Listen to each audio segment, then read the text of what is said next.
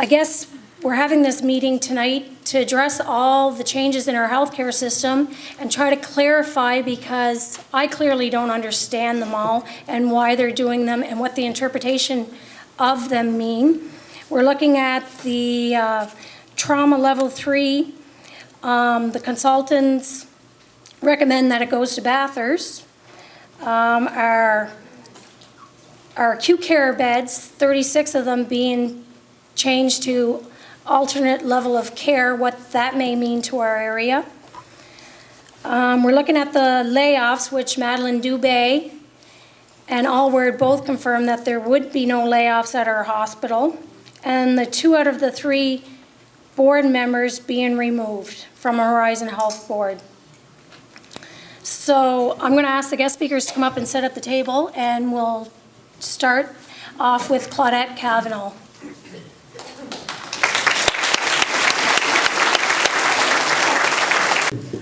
Good evening, ladies and gentlemen. My name is Claudette Cavanah, and I'm the president of CUPE Local 865 Hospital Workers here in the Miramichi. And I'm speaking to you tonight as the president of my local. Our union includes many classifications from our maintenance throughout to our nursing units, housekeeping, food services, and our clerical staff. I was asked to speak this evening regarding concerns at our workplace. This started back for us in August when Horizon presented our union with official notification of layoffs as per our collective agreement. We were told at the time that these would come in waves. Morale at our workplace is at a very all-time low with all the uncertainties in our region. The next issue that came to our attention here in Miramichi was the information that was circulating about the level 3 trauma unit center being looked at to go to the Bathurst Hospital. This has caused much worry to hear for our people and our citizens. The introduction of paid parking at the Miramichi Regional Health Authority, Zone 7, to the public and the staff parking lots, we as employees have concern for the public who need to come to the hospital 2 to 3 times a week for tests that will have to be paid, and they will have to pay for parking each time that they come. This adds an extra expense to all, especially to our seniors and our low-income people who are already on fixed incomes. In the 1980s, we had approximately 225 beds in this area. Then in the 1990s, it was announced that a new regional hospital would be built to replace the 2 aging hospitals and to cut costs. Presently, we are now funded for approximately 161 beds. Next, we were told that 36 of our beds would be used for alternative level of care. This would leave us down to 125 beds. On a regular basis, we have approximately 12 overflow beds that are occupied here constantly. We are not in disagreement with the concept of alternative level of care units, but we feel that the past and the present governments have never dealt with the issue of the aging population. All studies from the 1960s onward has pointed to the fact that by the 1990s to the 21st century, that the baby boomers would be aging, and this would cause more pressure on our overburdened healthcare services. Our concern is why our government has not come forward on this promise of building new nursing homes to address the aging population in this area.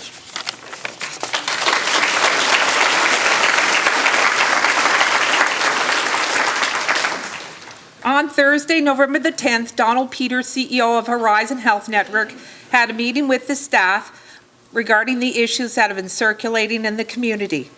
I personally myself did not get to go to that meeting because I was working that day, but I had assumed that he would be here tonight or somebody from Horizon Health would be here. Thank you for giving me the time to speak with you. We appreciate the support of our community.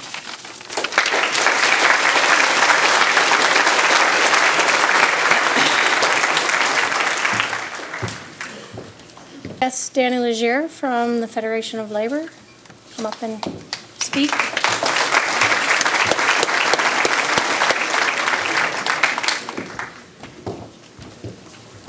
Thank you. Good evening, everyone. Wow, what a turnout. This should send a clear message to Premier Alward that folks on the Miramichi are really concerned about their health care.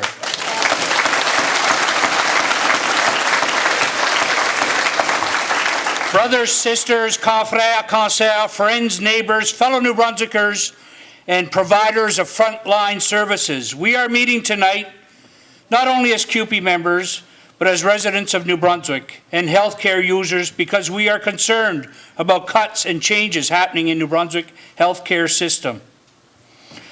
My name is Danny Legere. I'm president of CUPE New Brunswick and also vice president of the Federation of Labour. I am very concerned about how recent events will affect our small communities. Regardless of where these cuts are, all New Brunswickers are going to be affected.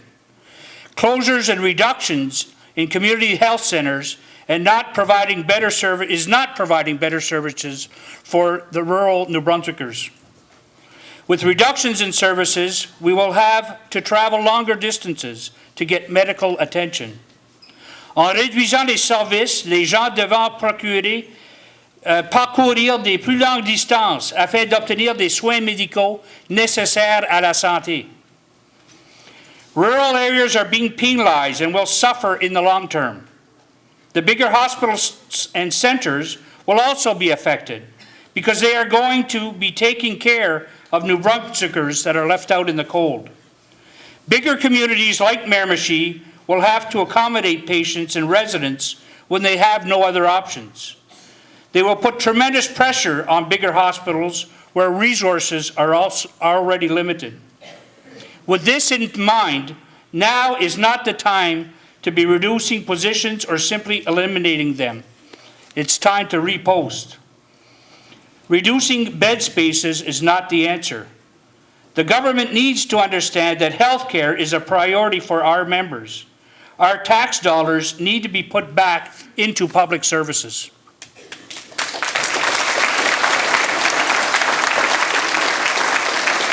On doit faire comprendre au gouvernement que les soins de santé sont une priorité pour nos membres.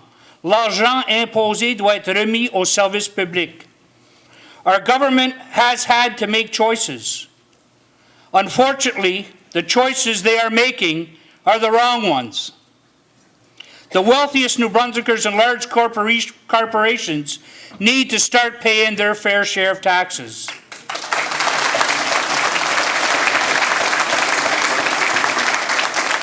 And those tax dollars have to be spent on public services like health care. That is what we pay taxes for, and that is what we expect.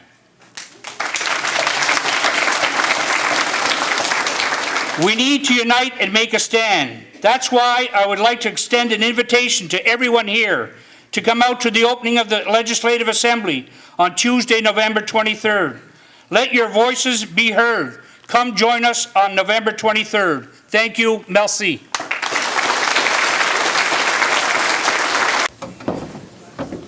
Bill Fraser, would you like to come up and give us some points and speak on behalf of the MLAs in our area? One that showed.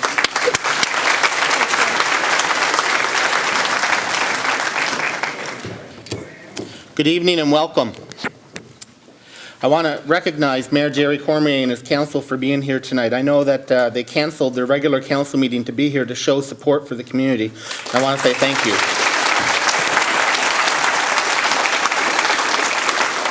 I also want to recognize the presidents of Pierrette Robichaud, the mayor from Rogersville, Roger Ward, the mayor from Nigawak, and Bertrand LeBlanc, the MLA from Rogersville, Cushmaquack. Kelly, I want to thank you for the invitation to be here, to listen to the concerns of our community and of the concerns of our healthcare professionals.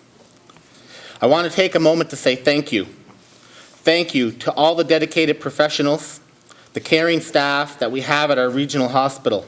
I know I speak for everyone here when I say that we are very proud of the work that you do. Thank you very much.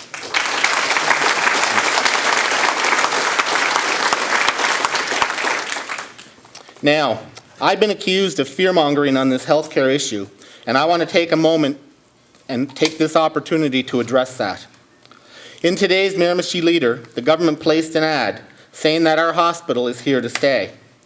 I am surprised they would spend all that money to assure the community that the hospital will maintain its regional status and not address all of the other concerns that we have.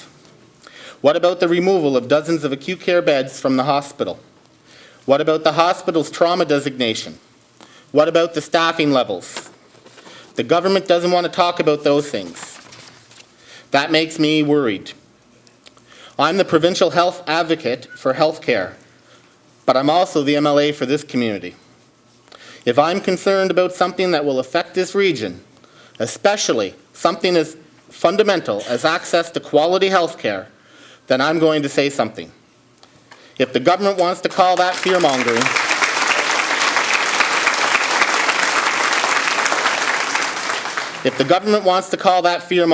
then so be it. I'm going to stand up and I'm going to continue to speak out for the things that I think are important. And in my mind, healthcare in the Miramichi region is very important.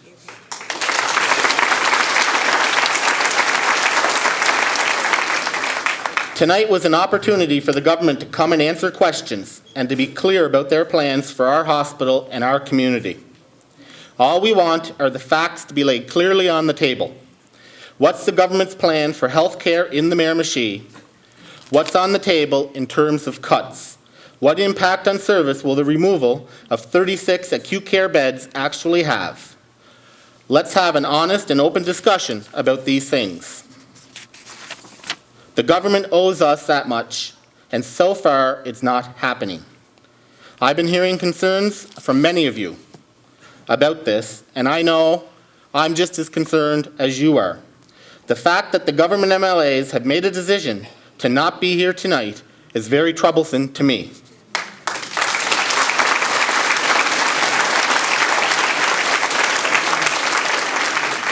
David Alward and his government got elected on a promise of being open and transparent, and they said they would listen and consult with the people.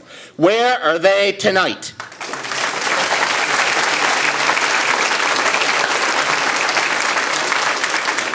Eight years ago, this community banded together when its health care services were threatened. We won that battle because we were all united. It was a great display of community spirit and cooperation. I hope it doesn't come to that again, but if it does, we'll be prepared to fight for the services that we deserve. Regardless of political stripe, we need to stand united again. And I would hope that this group includes all of the MLAs from the Miramichi region. Thank you.